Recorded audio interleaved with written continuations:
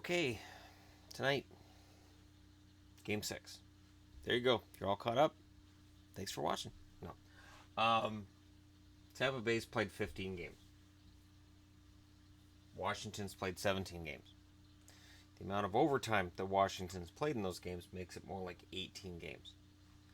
I mention this because last night we see Vegas knock out Winnipeg, and one of the storylines that's out there is Winnipeg having that extra fatigue from playing extra games in that second round.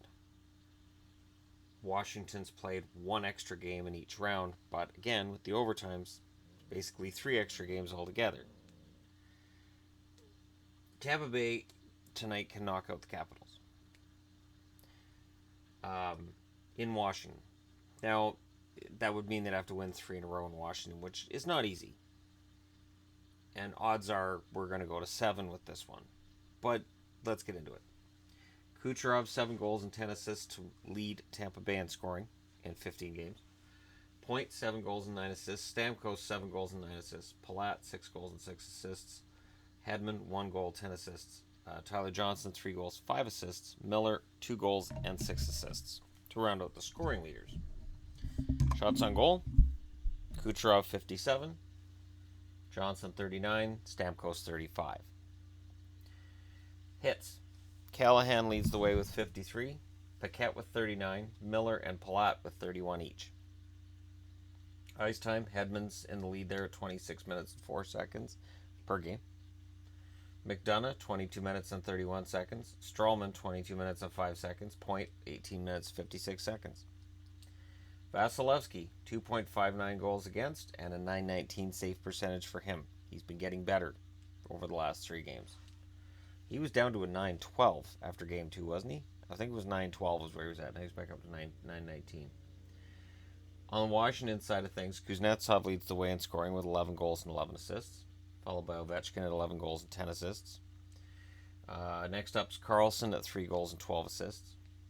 Then Eller and Oshie both have 5 goals and 8 assists for 13 points. Backstrom, 3 goals and 10 assists if he plays tonight. His effectiveness with this injury, not what it was before the injury. Wilson, 3 goals and 7 assists to round out the scoring. And with Backstrom, again, this was my concern he was coming back, which was if you have a broken hand, it's harder to do everything on the ice. And your primary game is passing. That gets a lot more difficult too. Shots on goal, Ovechkin leads the way with 72, Kuznetsov 69, and Carlson 63.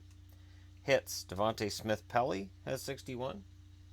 Tom Wilson, 61. Ovechkin, 57. Orpik, 53. So you compare these columns, and there's a lot more shots for Washington. There's a lot more hits for Washington. And yet, here we are, they're on the brink. Ice time, Carlson, 26 minutes and 5 seconds on average, which is only 1 second more than Hedman. But Niskanen's next at 25:42, Orlov 24:36, Kuznetsov 21:43, Ovechkin 21:42. So again, that's the effect of playing those overtime games. It increases your average ice time per game. Holtby, 2.29 goals against average and a .914 save percentage. Now, the argument being made that, well, Winnipeg's tired and maybe we took advantage of that was made yesterday by Gerard Gallant. That's why I'm not just disputing, I'm not disputing him. I'm not second guessing him. Gerard Gallant is far more hockey knowledgeable than I am. But Marc-Andre Fleury won that series. Vegas' scoring was good. But definitely if Winnipeg had played Winnipeg hockey and been able to score the way that they did all season, right up until they met the Vegas Golden Knights, that series goes Winnipeg's way. Washington might be tired, but Holtby's not making the saves that Vasilevsky's been making the last 3 games. And there are tons of shots coming from Washington's side of things. They're hitting everything that moves, and yet it feels like it's slipping away. Now, I have been very transparent in this, that I think the Washington underdog story and the Winnipeg story would have been really interesting in the Stanley Cup final. But the hockey gods have a way of looking and going, hey, Shannon, you know that final you want? No. Um, and so I'm not going to um, say, oh well, Washington's out, because Washington should be able to win 1 out of 3 games at home. They lost game 3, they lost game 4, now it's game 6. They should be able to rally, and they should be able to win this game.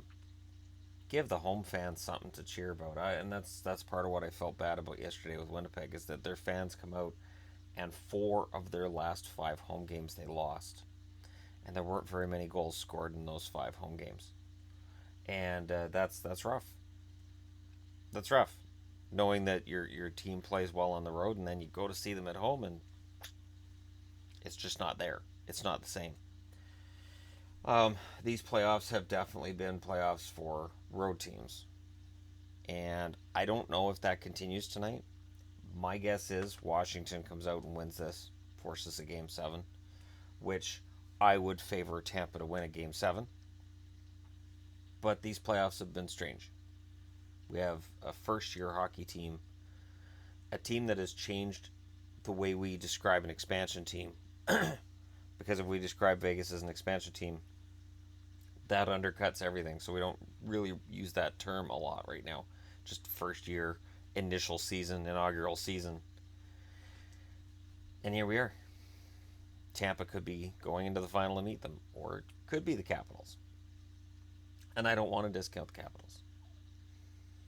Um, because, yeah, there's definitely a storyline here that if they win the first 2 and they lose the next 4, first off, Columbus fans get to say, hey, if it happened to you guys do. Exactly the same way, just without the overtimes.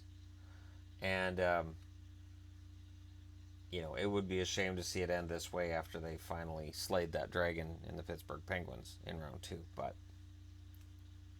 one round to the next doesn't have a memory, unless people say it does. But it really, and I'm going to look into this, the whole narrative of, well, a team that's coming off of a 7-game series is going to lose a series against a team that's coming off 5. I'm going to look into that. Um, there's some data there to be had for sure. But that's your news of the day, as it were. This is your game of the day, and we'll see what happens. And I'm really trying not to say, oh, this team's going to win, because this series has been hard to call that way. And even though I've been saying Holtby's not played as well, a few bounces here and there, and Washington's already won this series. If somebody said, and rightfully so, if you just watched the highlights and didn't see goals in those highlights, you'd think Washington was winning this series. You would think Washington had already won the series, probably 4-1, and I agree. So maybe tonight, maybe that controlling the play will finally go Washington's way, and they'll put up a big score.